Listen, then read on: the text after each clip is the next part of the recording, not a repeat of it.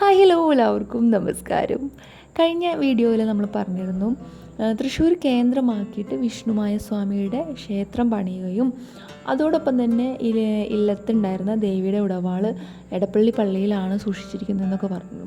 അതിൻ്റെ ഐതിഹ്യ കഥകൾ എങ്ങനെയാണെന്ന് വെച്ചിട്ടുണ്ടെങ്കിൽ, ക്രിസ്തു മതവിഭാഗത്തിൽ ഒരു പുരോഹിതൻ ഈ ഒരു സ്ഥലം പരിശോധിച്ച് ബോധ്യപ്പെടുകയും പിന്നീട് എടപ്പള്ളി പള്ളിയിൽ കോഴിനേർച്ച വിഷ്ണുമായും തമ്മിലുള്ള ബന്ധമാണെന്നും സൂചിപ്പിക്കുന്ന രേഖകൾ ബ്രിട്ടീഷ് ആധിപത്യകാലത്ത് മോഷ്ടിക്കപ്പെട്ടതായും ആ കുടുംബത്തിലെ ഒരു കാരണവർ 1996 തൻ്റെ സ്നേഹിതന്മാരോട് പറഞ്ഞു എന്നാണ് ഐതിഹ്യം. കാപ്പിരി എന്ന മൂർത്തി ആവാഹനബലം കൊണ്ട് വന്നു ചേരുകയും ആ മൂർത്തി പണ്ട് തൊട്ടേ കുടുംബാംഗങ്ങളെ മൊത്തം സഹായിക്കുകയും എന്തിനും എന്നെ വിളിച്ചാൽ നടക്കുമെന്ന രീതിയിൽ ആ കുടുംബത്തിൽ അഷ്ടമംഗലത്തിൽ തെളിയുകയും ചാത്തന് അടുത്തു തന്നെ കാപ്പിരി വേണമെന്നും എന്നതാണ് മറ്റൊരൈതിഹ്യം. എന്നാൽ പരമശിവൻ വനത്തിൽ വേട്ടയാടാൻ പോയപ്പോൾ വനത്തിൽ നിന്ന് മധുരമായ ഒരു ശബ്ദം, അതും സ്ത്രീ ശബ്ദം കേൾക്കേണ്ടായി. ശബ്ദത്തിൻ്റെ ഉടമയെ തേടിയപ്പോൾ കൂളിവാക എന്ന അതിസുന്ദരിയായ സ്ത്രീയെ കാണാനുണ്ടായി. അവളുടെ സൗന്ദര്യത്തിൽ ഭ്രമിച്ച് പരമശിവൻ വേൾച്ചയ്ക്ക് ആഗ്രഹിച്ചു. പരമശിവൻ്റെ ആഗ്രഹം മനസ്സിലായ കൂളിവാക ഭയപ്പെടുകയും അവളുടെ ഇഷ്ടദേവിയായ പാർവതിയെ പ്രാർത്ഥിക്കുകയും ചെയ്തു. കാര്യം മനസ്സിലായ പാർവതി ദേവി അവളുടെ മുന്നിൽ പ്രത്യക്ഷപ്പെട്ടു. ഭയപ്പെടേണ്ട, ഇത് അവളുടെ യോഗമാണെന്നും പറഞ്ഞു. മാത്രവുമല്ല, കൂളിവാക മുൻ ജന്മത്തിൽ ശ്രീ പാർവതി ദേവിയുടെ തോഴിയായിരുന്നു ഇത്രേ. മുൻജന്മത്തിൽ കൂളിവാക ബാലഗണേശനെ ശ്രീ പാർവതി അറിയാതെ മുലയൂട്ടുകയുണ്ടായി.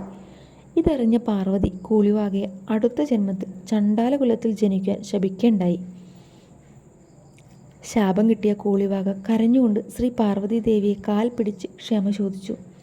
കോപം മാറിയ ശ്രീ പാർവതി കൂളിവാകയോട് പറഞ്ഞു, അടുത്ത ജന്മത്തിൽ നിനക്ക് ശ്രീ പരമേശ്വരൻ്റെ പുത്രന്മാരെ മുലയൂട്ടി വളർത്താൻ ഭാഗ്യമുണ്ടാകും എന്നൊരു വരവും നൽകി.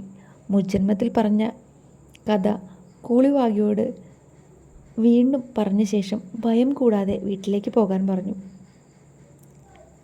അതിനുശേഷം ദേവി വേഷം മാറി കൂളിവാകിയായി മാറി ശ്രീ പരമശിവൻ്റെ അടുത്തേക്ക് പോവുകയും വേൾച്ചയിൽ ഏർപ്പെടുകയും ചെയ്തു. അതിൽ നിന്ന് 400 കുട്ടികൾ ഉണ്ടാവുകയും അതിൽ മൂത്ത കുട്ടിയാണ് കരിങ്കുട്ടി. ഈ കുട്ടിയെ കരിങ്കുട്ടി ചാത്തൻ എന്ന് വിളിക്കുകയും ചെയ്തു.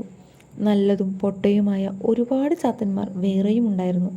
പറക്കുട്ടി, അറുകൊല, കറുത്തച്ഛൻ, മൂക്കൻ, കാപ്പിരിമുത്തപ്പൻ, കുരുടി, കരിങ്കണ്ണൻ എന്നിങ്ങനെ അനേകം ചാത്തന്മാർ ഉള്ളതായി വിശ്വസിക്കപ്പെടുന്നു. ഇവരിൽ ഏറ്റവും ഇളയവനായ ചാത്തനാണ് ശ്രീ വിഷ്ണുമായ സ്വാമി. ഈ കുട്ടിയുടെ സംരക്ഷണത്തിനായി ഒരു പോത്തിനെയും കരിങ്കുട്ടി ചാത്തന് ഒരു കാളയെയും കൊടുത്തു. ശ്രീ പാർവതി ഈ 2 കുട്ടികളെയും കൂളിവാകയെ ഏൽപ്പിക്കുകയും ചെയ്തു. കുട്ടി കൂളിവാകയുടെ സംരക്ഷണത്തിൽ വളർന്നു. ഇവർക്ക് പല അത്ഭുത ശക്തികളെയും ശിവനും പാർവതിയും നൽകുകയുണ്ടായി. ചാത്തന്മാർ പലതരത്തിലുള്ള സഹായങ്ങളും അത്ഭുതങ്ങളും കാട്ടി ആ ഗോത്രത്തിൽ കഴിഞ്ഞു വന്നു. ചാത്തന്മാർ തങ്ങളുടെ വാഹനങ്ങളായ പോത്തിനെയും കാളയുടെയും പുറത്തേറി ഈഴറിയവും വായിച്ചുകൊണ്ട് വനത്തിൽ ചുറ്റി നടന്നു. തൻ്റെ 7ാമത്തെ വയസ്സിൽ ഗോത്രക്കാർ നടത്തിയ ജന്മദിനാഘോഷത്തിൽ നാരദമുനി വരികയും ചാത്തന്മാരോട് അവൻ്റെ മാതാപിതാക്കൾ ആരാണെന്ന് പറയുകയും ചെയ്തു. അവരെ കൈലാസത്തിൽ പോയി കാണാൻ ഉപദേശിക്കുകയും ചെയ്തു. വിവരങ്ങൾ അറിഞ്ഞ് ചാത്തന്മാർ കൈലാസത്തിൽ പോയി. അവിടെ ശിവൻ്റെ വാഹനമായ നന്ദികേശൻ ചാത്തനെ കവാടത്തിൽ വെച്ച് തടഞ്ഞു. ചാത്തൻ അകത്തേക്ക് പോകുവാനായി മഹാവിഷ്ണുവിൻ്റെ വേഷം മായാൽ ധരിക്കുകയുണ്ടായി. എന്നിട്ട് ശ്രീ പാർവതിമാരെ കാണുകയും ആശീർവാദം വാങ്ങുകയും ചെയ്തു.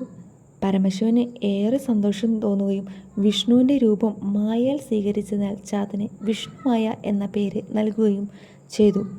മാത്രമല്ല, ചാത്തൻ്റെ എല്ലാ തരത്തിലുള്ള ആയോധന വിദ്യകളും പറഞ്ഞു കൊടുക്കുകയും ജലന്ധരൻ എന്ന അസുരനെ കൊല്ലുവാനുള്ള സൂത്രം പറഞ്ഞു കൊടുക്കുകയും ചെയ്തു. പിന്നീട് ചാത്തൻ 3 ലോകം കീഴടക്കിയ ജലന്ധരനെ പോരിന് വിളിക്കുകയും ചെയ്തു. തുടർന്നുണ്ടായ യുദ്ധത്തിൽ ചാത്തൻ മഹാവിഷ്ണുവിൻ്റെ ആയുധമായ സുദർശന ചക്രത്തിൻ്റെ രൂപം കൊള്ളുകയും ജലന്ധരനെ വധിക്കുവാനായി പിന്നാലെ പോകുകയും ചെയ്തു. ജലന്ധരൻ 3 ലോകത്തെ പലയിടത്തും ഒളിക്കുവാൻ തുടങ്ങി. അവസാനം കടലിൽ ഒളിച്ചു. പിന്തുടർന്നു വന്ന സുദർശന ചക്രത്തിൻ്റെ ജ്വാലയാൽ കടൽ വെള്ളം തിളയ്ക്കാൻ തുടങ്ങി. ചൂട് സഹിക്കാൻ വയ്യാതെ കടലിൽ നിന്ന് പുറത്തു വന്ന ജലന്ധരൻ വധിക്കപ്പെടുകയും ചെയ്തു. സന്തോഷഭരിതമായ ദേവന്മാർ ചാത്തനെ സ്വർഗലോകത്തേക്ക് കൊണ്ടുപോവുകയും അവിടെ താമസിക്കാൻ നിർബന്ധിക്കുകയും ചെയ്തു.